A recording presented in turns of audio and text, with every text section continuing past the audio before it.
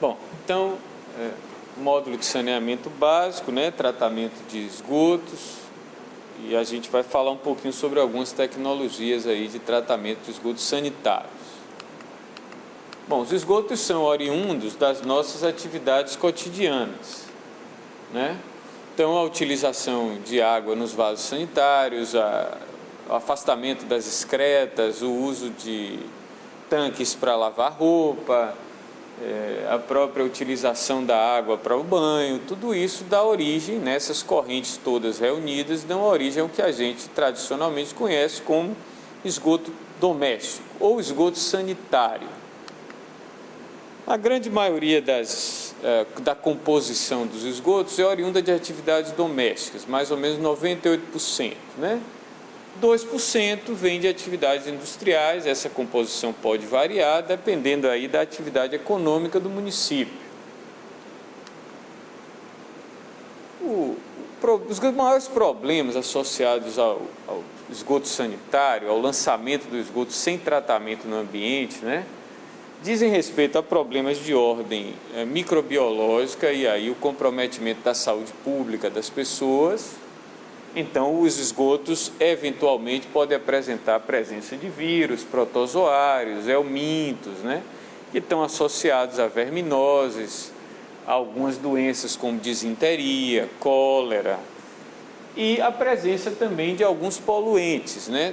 O mais representativo é a matéria orgânica, que, quando lançado no ambiente sem tratamento, causa o consumo do oxigênio de rios, lagos, represas, dando aquela característica de rios mortos, né, sem a presença de vida aquática, comprometendo os usos da água.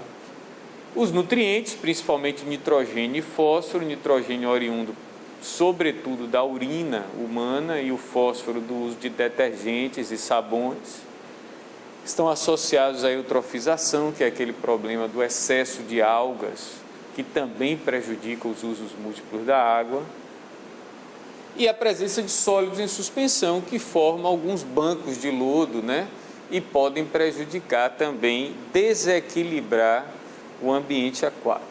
Então, a gente tem que tratar os esgotos para remover matéria orgânica, remover sólidos em suspensão, remover nutrientes e remover organismos patogênicos. A meta do tratamento, de uma maneira bem geral, é essa. Bom, quando a gente está falando em cidades ou áreas urbanas, né, com uma densidade populacional razoável, normalmente a gente está falando de sistema público de esgoto, que é composto por uma série de estruturas de engenharia, né, e dentre as estruturas de engenharia está a estação de tratamento de esgotos. O nosso foco aqui vai ser discutir algumas das tecnologias disponíveis para se construir estações de tratamento, ou se conceber. Então, o tratar esgotos pode ser concebido com uma visão industrial, né? A gente tem uma entrada, que é o esgoto bruto, com os poluentes. Vamos construir um sistema para tratar esses esgotos, que pode ser enxergado como uma indústria. Essa indústria tem que produzir um esgoto tratado na saída, e o processo vai envolver a operação, né? Geração de alguns resíduos, como o lodo do processo, gases. Isso é natural do tratamento dos esgotos. Como qualquer processo industrial, esse não é um processo 100% eficiente. Então, a gente tem que, dentro dos conceitos de engenharia, buscar as melhores opções para cada realidade local. Essa tabela mostra algumas eficiências de tratamento com relação à remoção de matéria orgânica. Então, a gente tem uma série de tecnologias disponíveis, né, e lá algumas eficiências associadas. Nesse módulo, a gente vai focar basicamente nos reatores anaeróbios, conhecidos como reatores UASB, né, e seu pós-tratamento, e numa opção de uma lagoa de maturação, né? Uma lagoa, na verdade, lagoa de estabilização, que associa a lagoa facultativa com lagoa de maturação. Então, as lagoas de estabilização são tecnologias interessantes porque ela apresenta a seguinte vantagem, né? Ela possui um baixo custo de implantação, na maioria das vezes. A operação é muito simples, basicamente você apenas tem que retirar lodo dessa lagoa com um intervalo de tempo muito longo, acima de 5 ou de 10 anos. O terreno é reaproveitável, quer dizer, quando a estação atingir o limite dela daqui a 30 anos, você pode aterrar essas lagoas e utilizar esse terreno para outra atividade. Mas ela tem algumas desvantagens, né? O problema do excesso de algas no efluente final, esse é um problema recorrente, mas já existem algumas estruturas de engenharia que diminuem um pouco esse problema, mitigam. O requisito de grandes áreas, as lagoas requer área muito grande, então, obviamente, essa opção requer custo de terra mais barato, né? Porque senão o custo de investimento fica muito elevado. Especificamente para esse módulo, a gente vai apenas observar lagoas facultativas seguidas de lagoa de maturação. Então, esse slide ele dá um pouco a ideia de dimensão de uma lagoa facultativa. Então, se a gente puser isso aqui em escala, a gente vai observar que são necessários 30 dias, de 15 a 30 dias de tempo de detenção para essas lagoas cumprirem o papel dela. O que é que isso quer dizer? Isso significa que o volume e a área requerida para essas lagoas é muito extenso. De uma maneira geral, essas lagoas produzem um efluente final esverdeado por causa da presença das algas, com um teor de oxigênio dissolvido elevado. Isso é bom porque, de certa forma, ajuda na melhoria da qualidade da água, dos cursos d'água, e com sólidos em suspensão que não têm característica de sedimentação. Então, isso é importante. Quanto à remoção de poluentes, essas lagoas chamadas fotossintéticas, elas possuem uma boa remoção de matéria orgânica, podendo fornecer efluente final com concentração de matéria orgânica dentro do que é preconizado pela legislação, mas ela não remove bem nitrogênio nem fósforo, os nutrientes, e remove parcialmente, né, os micro-organismos. Então, se faz, para atender aí aos padrões da legislação ambiental brasileira, se faz necessário normalmente colocar um pós-tratamento nessa lagoa facultativa. Esse slide mostra mais ou menos a dimensão de uma lagoa facultativa para atender a cidade de Lusiânia, que tem mais ou menos 15 a 30 mil habitantes em fim de plano, previsto para fim de plano 30 mil habitantes. Então, o pós-tratamento usado na lagoa fotossintética, ele visa, sobretudo, remover micro-organismos patogênicos. Então, o principal estrutura utilizada para isso é também uma lagoa, só que ela é batizada de lagoa de maturação. Essa lagoa também ocupa grandes áreas, possui profundidade rasa, em torno de 50 a 80 centímetros, e ela é capaz de fornecer um efluente final com menos de 10 a terceira de coliforme, né? Ou seja, enquadrado dentro dos padrões de lançamento da legislação. Ajuda a remover a matéria orgânica que, porventura, passar da lagoa facultativa, e promove alguma remoção de nitrogênio amoniacal e fósforo solúvel. Cabe destacar que efluentes de sistema de lagoa facultativa, seguida de lagoa de maturação, pode ser um efluente interessante para uso agrícola. Já existem trabalhos em escala razoável pelo Brasil que fizeram uso desses efluentes, por exemplo, para o plantio da cana-de-açúcar.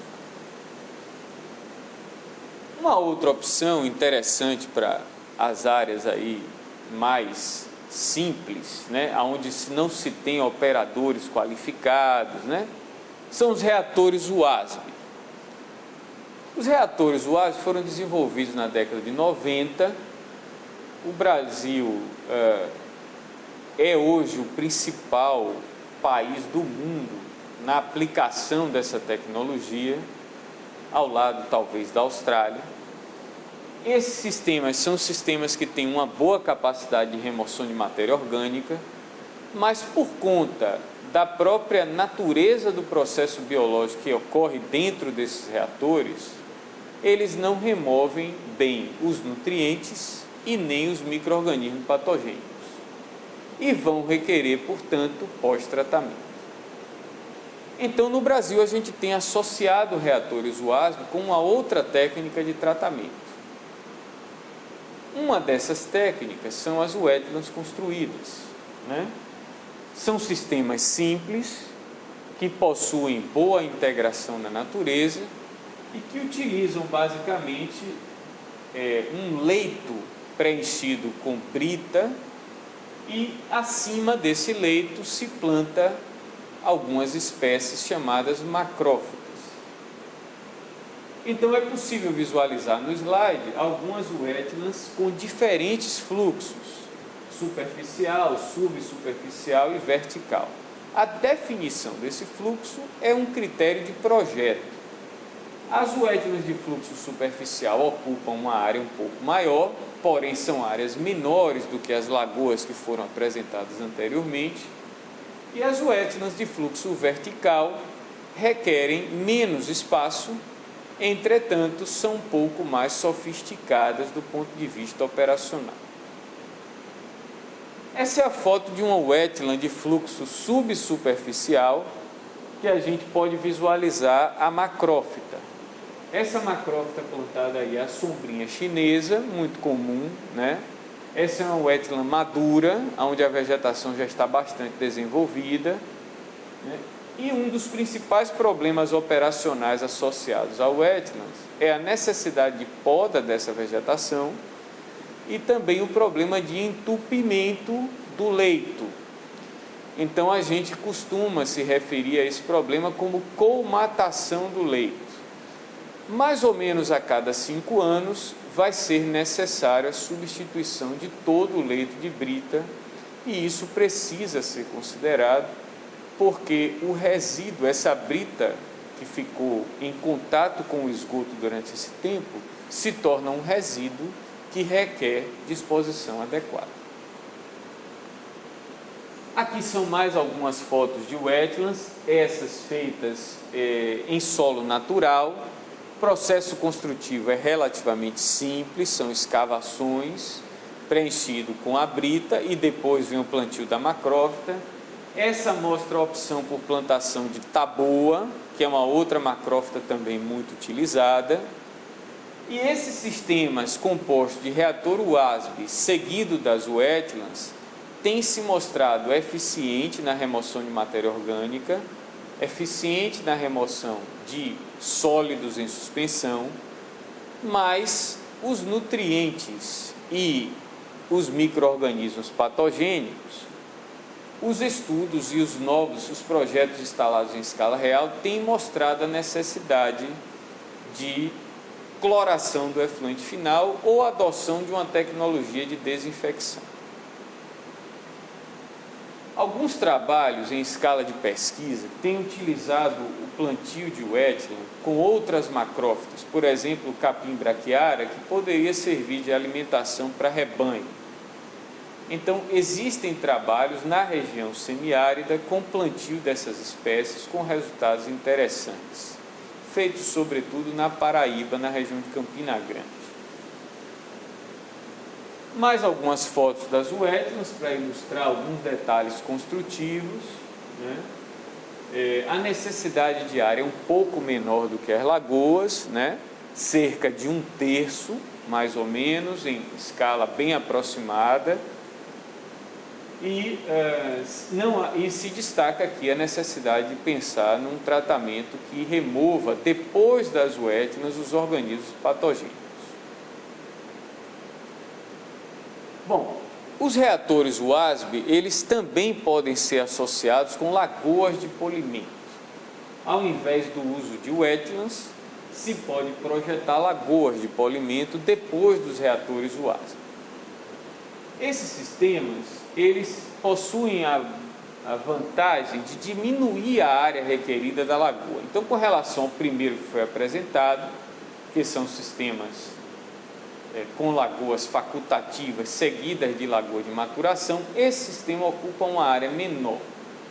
Entretanto, é preciso considerar que os custos de construção aqui serão certamente um pouco mais altos por conta da construção do reator UASB, que é uma estrutura em concreto armado. Isso aqui mostra uma lagoa de polimento colocada a jusante, ou seja, depois de um reator UASB. Então é possível perceber que a área requerida é menor do que aquela primeira lagoa facultativa que foi apresentada.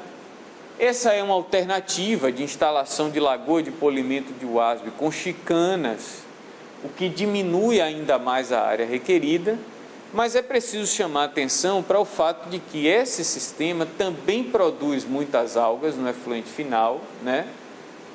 Ele remove patógenos relativamente bem, ou seja, a remoção de micro-organismos está contemplada nessa associação, mas não remove bem nitrogênio nem fósforo, o que torna o efluente final atrativo para o uso agrícola, desde que, obviamente, sejam feitos todos os estudos agronômicos necessários.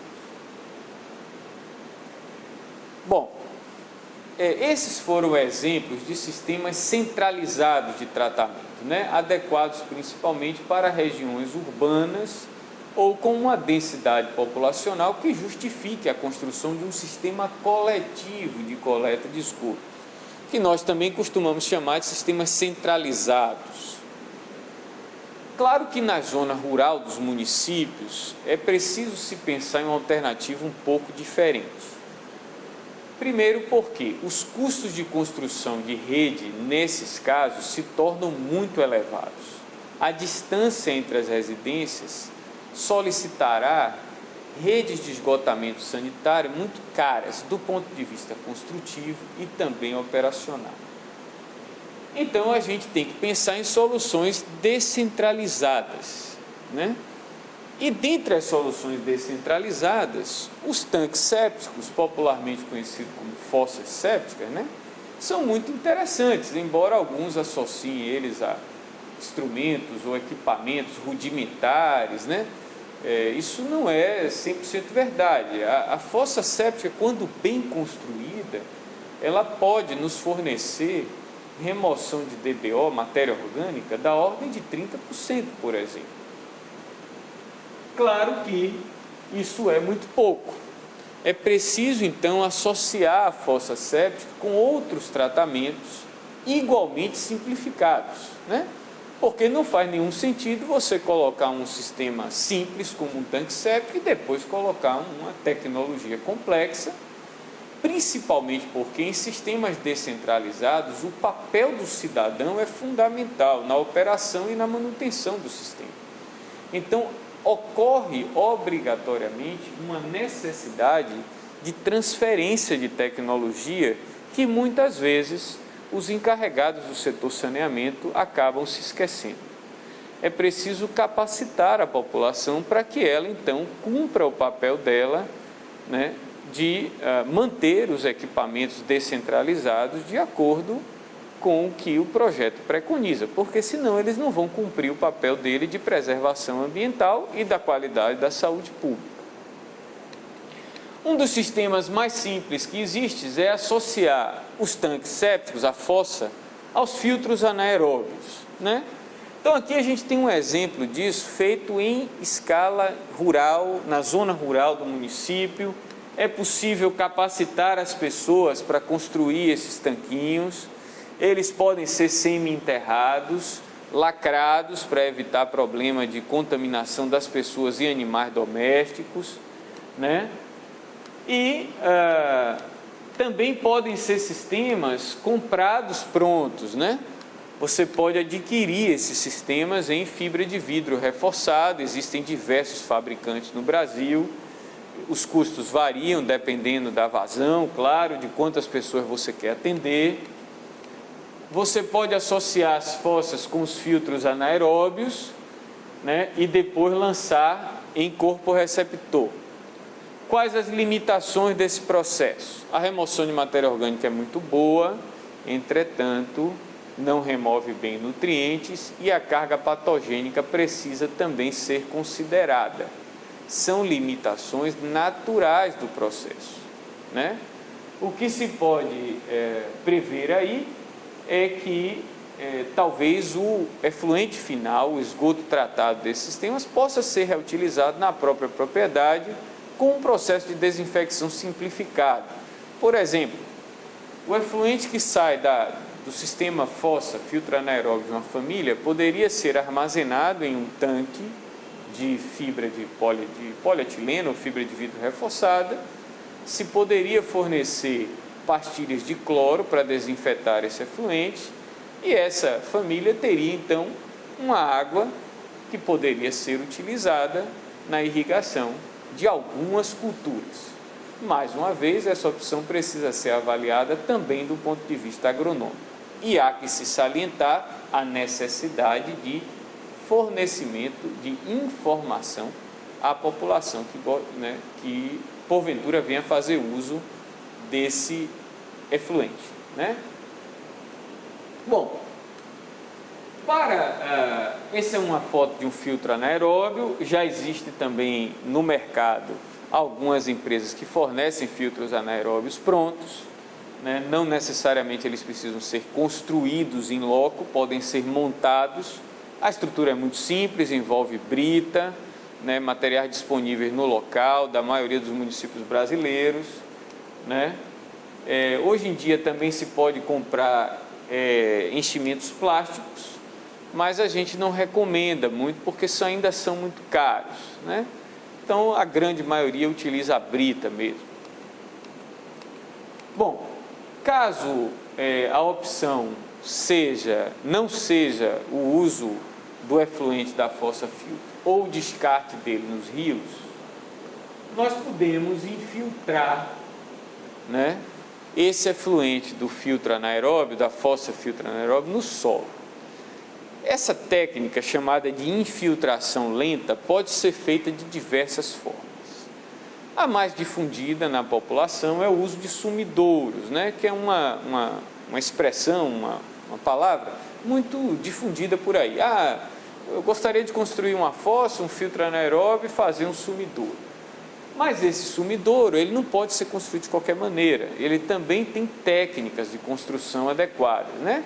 Então, prever um colchão de brita é muito simples, mas prever um colchão de brita no fundo, precisa verificar se o solo possui capacidade para absorver esse líquido, né?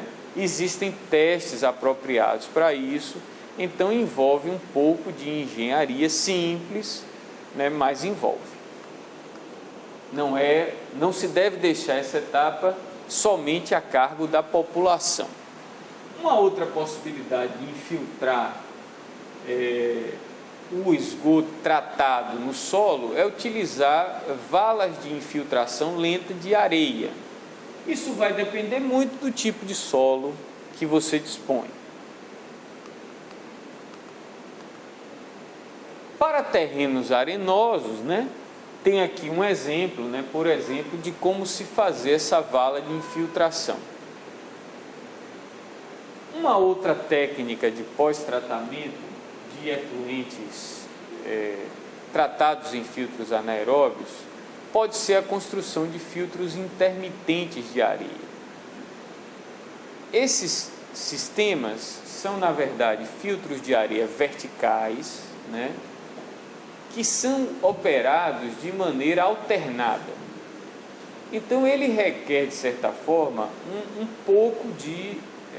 aumenta um pouco a complexidade operacional. Por outro lado, esse sistema formado de fossa, filtro anaeróbio e filtro intermitente de areia permite obter um efluente final com muito boa qualidade de remoção de matéria orgânica e micro-organismos patogênicos. Então, do ponto de vista da preservação ambiental e da qualidade da saúde pública, a associação da fossa com o filtro anaeróbio, com o filtro intermitente de areia, bem dimensionado, bem operado, pode levar a resultados muito satisfatórios do ponto de vista da preservação ambiental e da qualidade de saúde pública. Mas há que se ressaltar que essa associação requer um pouco de operação mais complexa do que as outras apresentadas, a fossa filtro e a fossa filtro e infiltração no solo. Então, aqui a gente encerra, né, esse módulozinho que mostrou algumas tecnologias de tratamento com aplicação aí destinadas sobretudo a áreas menos, onde não se dispõe tanto de operação qualificada e sistemas que possuem uma autonomia muito grande, né? A manutenção não precisa ser feita em intervalos de tempo muito curtos. Obrigado.